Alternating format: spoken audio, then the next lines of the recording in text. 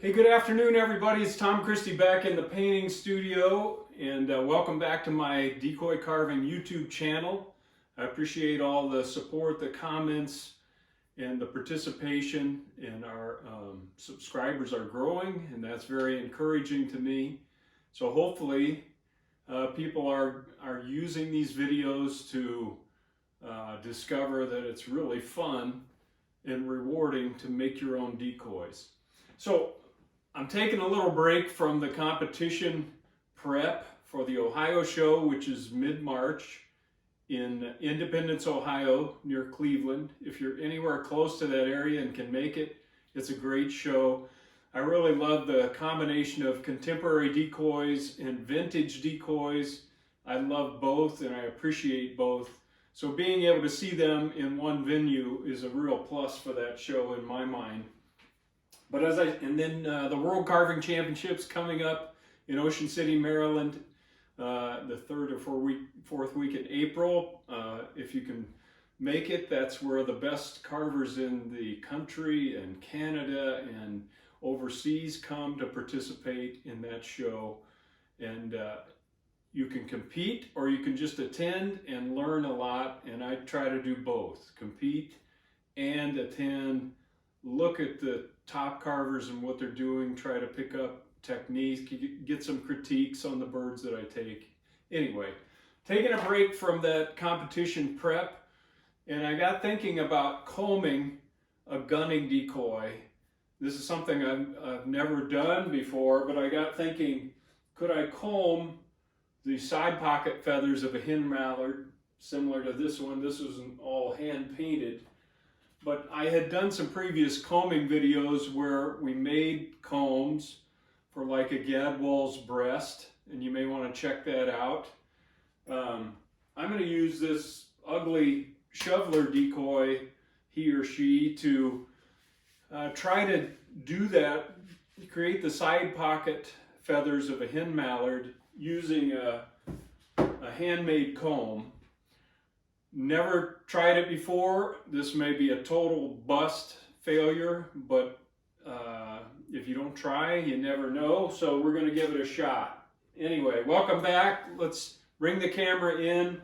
I've got some material to develop a comb. I've got a few side pocket feathers from a hen mallard that we can use, hopefully, as a template. Here we go. All right, I've got some materials to start with. I needed some template material, so I borrowed a little corner from my large circle template here. Just extra material, no harm, no foul. I can still use that, but it gives me some material to work with. This drafting template material is good for this purpose because it has a certain stiffness to it, and yet it's flexible. And the combination you need to follow the contours, you know, or we're painting on a rounded surface or a shaped surface, so it needs to have a little flexibility. And I'm going to use this piece of template and these hen mallard feathers to see if I can come up with a way of creating a comb that, as near as I can tell, we're going to have to go in a down, turn, and come back fashion. We'll see. I don't have it all figured out, obviously, so I'm just going to dive in here and use this, one of the larger side pocket feathers. Now we've got positive and negative surfaces here. In combing, when you leave material, that's going to drag material off, and where you cut out or leave an opening, it's going to leave material in place as you drag the comb. So we have to determine, do we want the light values high or the dark values high? And I'm going to give that some thought and then come back. But I think traditionally I've been using light as the high spots, and I think I'm going to go that way. So I'll leave comb material down in this section, and we have to remove comb material in these areas. I'm going to play with that a bit so that you're not falling asleep watching me noodle on this and then come back. The other thing we have to keep in mind is we're going to be combing a side pocket and starting at the back. So as we're designing the comb, we're going to want to leave a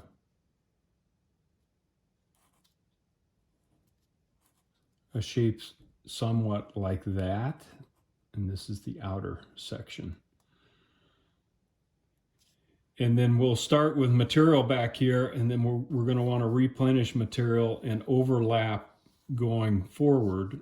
So we'll make a combing pass, clean off the comb, maybe add some support material here, make another combing pass, overlapping that one. So we have a network of overlapping feathers. That's a theory anyway. Sounds good. We'll see.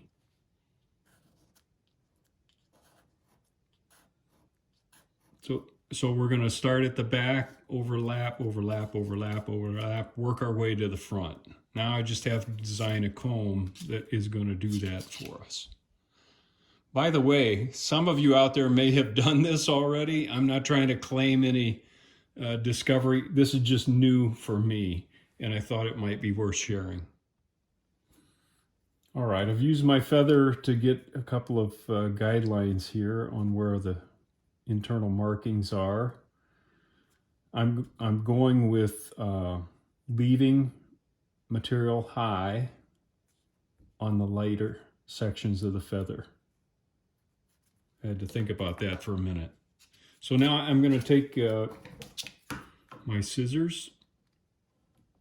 Hopefully you can see that, and just cut these back, and we don't have to go super deep. I did vary the width of these a little bit so that they're not too lined up. Now I'll use an X-Acto to clear those out, and then I'm going to cut this comb about this width and see if that works for us, see how that works, because a lot of this is experimentation, and I'll probably find this is a miserable representation of hen mallard feathers, and then we'll have some material to go back and play with. Okay, I've got those cleared out, and just as a reminder, I'm going to be removing material in the dark areas and leaving material in the light edge and the internal marking. All right, I've mixed up some combing material, and I use Liquitex heavy body acrylic. This is burnt umber mixed with maybe 10% gesso to give it this toothpaste-like consistency. And that's just what I use. You can use modeling paste. There are other things that a lot of different approaches to combing. Just wanted to let you know what I'm going to be using. I'm going to put this on pretty heavy. Again, I'm experimenting here. Don't know how this is going to go, but I want to see what shapes I can get with this beautiful comb I've created here. I'm going to have to start in this direction and then pull back in that direction. And I've got paper towel here to wipe the comb off because there's a lot of material on here.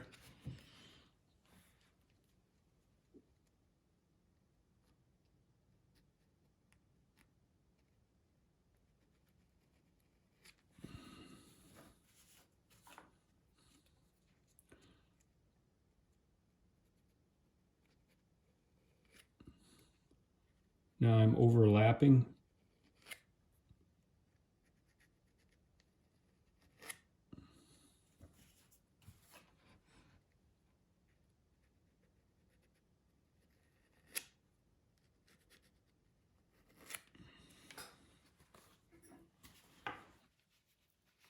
Just give you a quick look at that.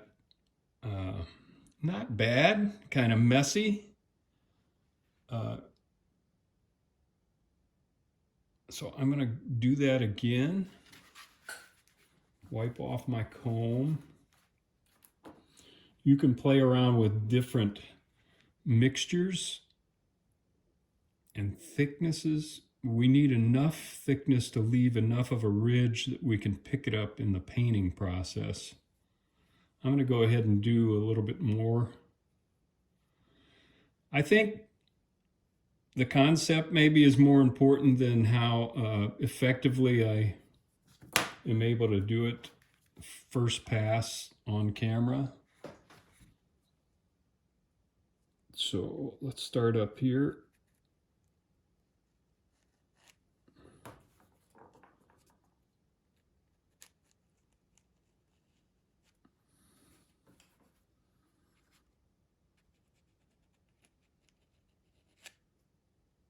Now I'm going to overlap.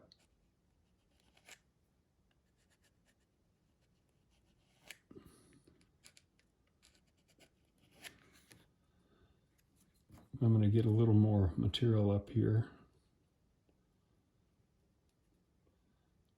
With combing, you have to work relatively quickly because you can't let this material dry. Once it starts to dry, you're done. It'll start globbing and leaving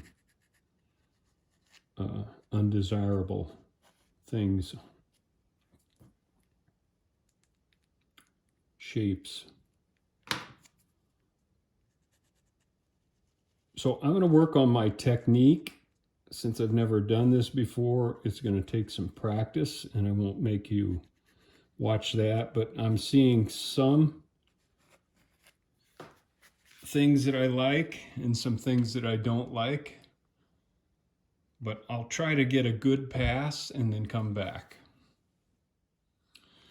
Okay, there's a little bit cleaner pass, and I think I'll go ahead and dry that. We'll try dry brush painting it and see what it looks like. There are some things that I would want to do differently. You can see some gaps. We don't have a real nice clean line. Some of these are relatively clean. So again, it would take some practice to get rid of some of these gaps. I think what I'll do is, like I said, dry this, we'll paint it, we'll dry brush it, we'll look at that. The other thing I'm going to do is go back, make a slightly different comb now that I've learned a few things, and see if I can get a more effective application here. It's got promise though. Okay, this is well, that's drying. This is the second version of the comb I wanted to try. I've made the spacing a little bit different, and also used some electrician's tape to shallow up the depth of the notches and see if that helps or hinders the cleanliness of the combing. So I'm going to start back here. I need to get a little more material on here, I think.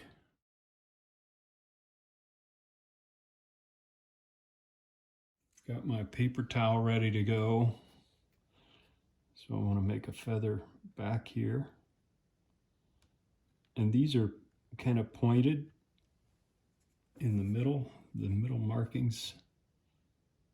I'm going to go up here.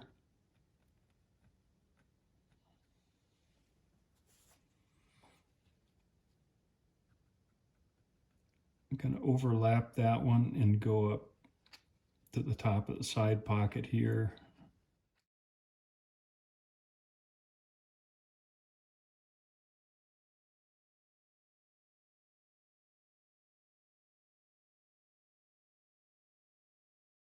I've got one of those gaps there, and See, it's because I didn't have enough material. I'm going to start over again.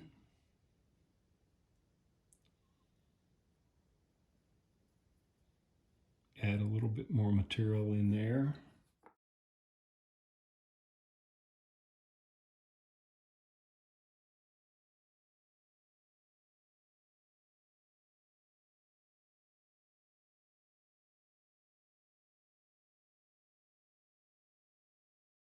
Just kind of gauging, do I need to wipe every time, or is the comb working well enough that I don't have to go back? I need a little more material here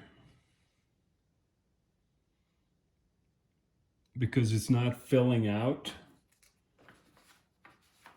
in the gaps in the teeth.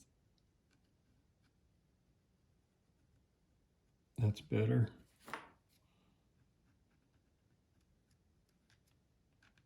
And you can go back and over these. You know, if the first pass doesn't work too well. That's a weird shaped feather, so we'll redo that.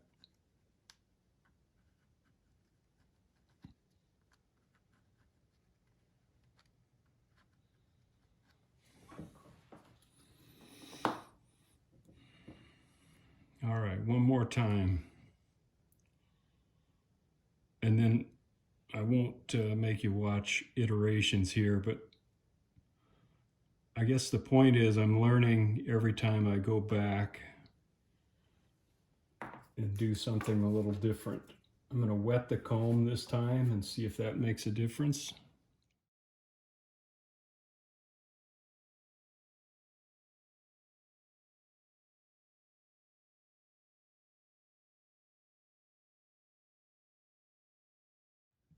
These side pocket feathers tend to angle up from down below, so we want to keep that in mind as we're combing.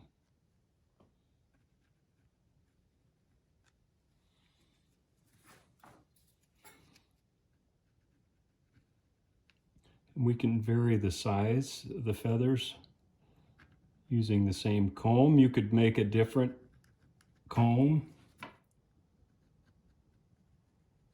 I'm showing you the good, the bad, and the ugly, but mainly the ugly this time.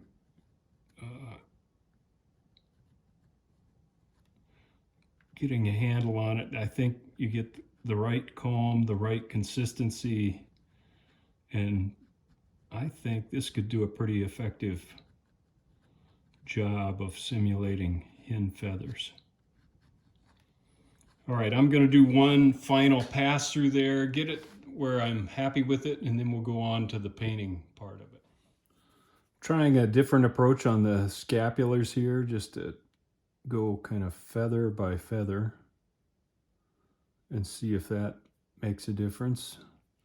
I really want to develop this long shape to the feather.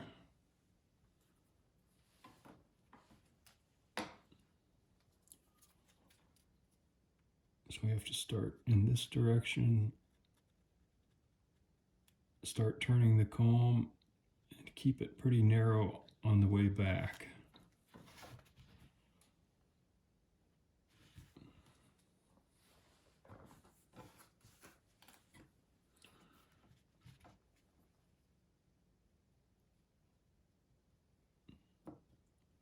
Going feather by feather gives you a little bit more control over the shape, and you don't get lost in all of the surrounding area.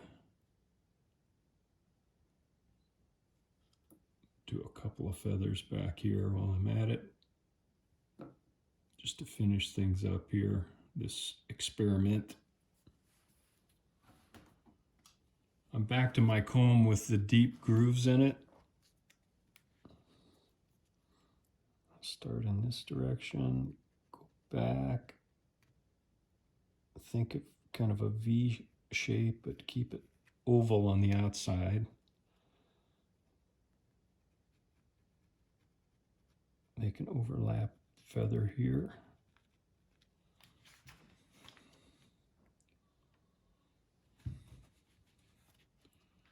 I think I have enough material to make another feather right here.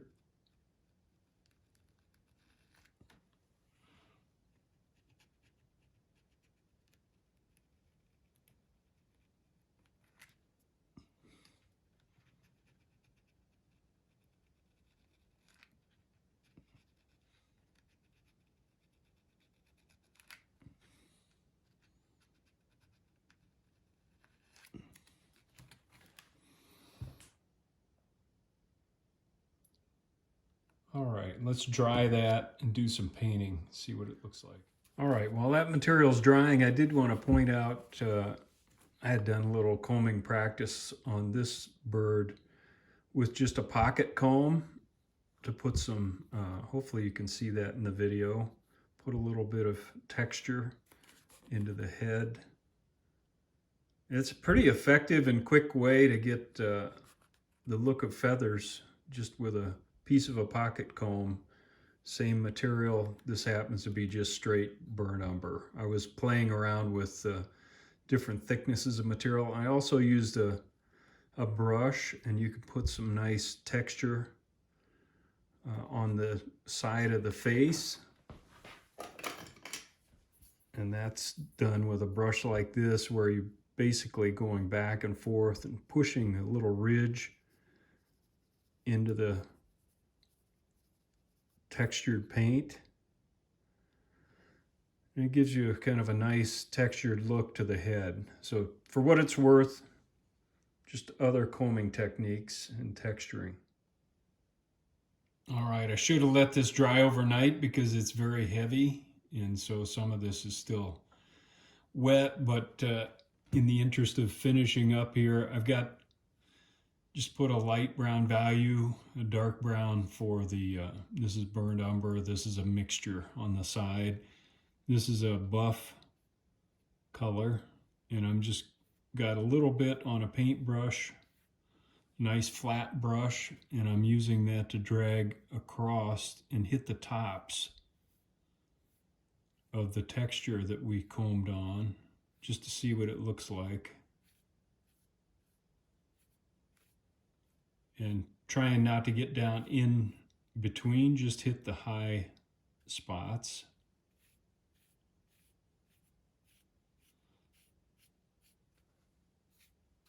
Too much paint or too wet of a paint is a killer for this type of process. It'll go down in between. So I daubed this off on a paper towel just to remove most of the wetness and paint.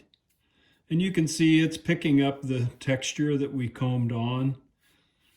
Does it look like a hen mallard? I'm not so sure, but this is more about, again, the demonstration and a thought provoker as another way to, for gunning decoys in particular, to put some feathering on the side of your gunning decoys without having to do a bunch of carving to get it done.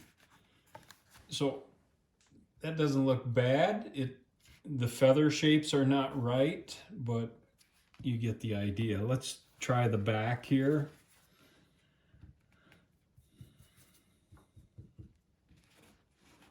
This is a little bit more refined. This was our third attempt at combing.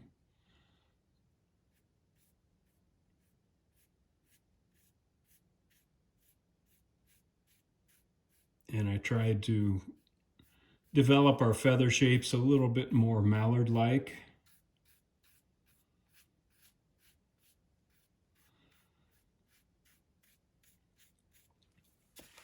Let's flip that around and go in this direction now.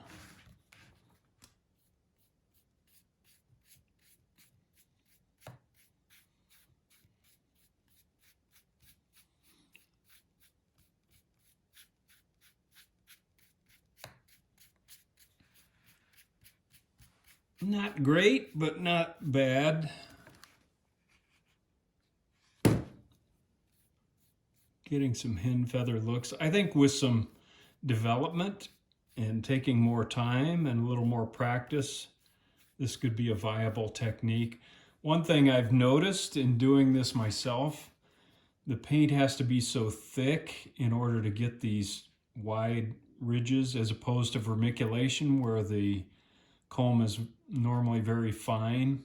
That presents challenges because you have to put a lot of paint on to comb and leave paint in these high spots, but it's doable.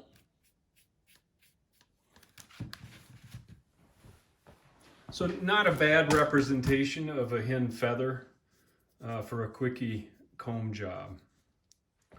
This is the original combing side that we started with, and I mucked it up a little bit while I was working on the other side. But I'll go ahead and put some highlights on this texture so we can look at that.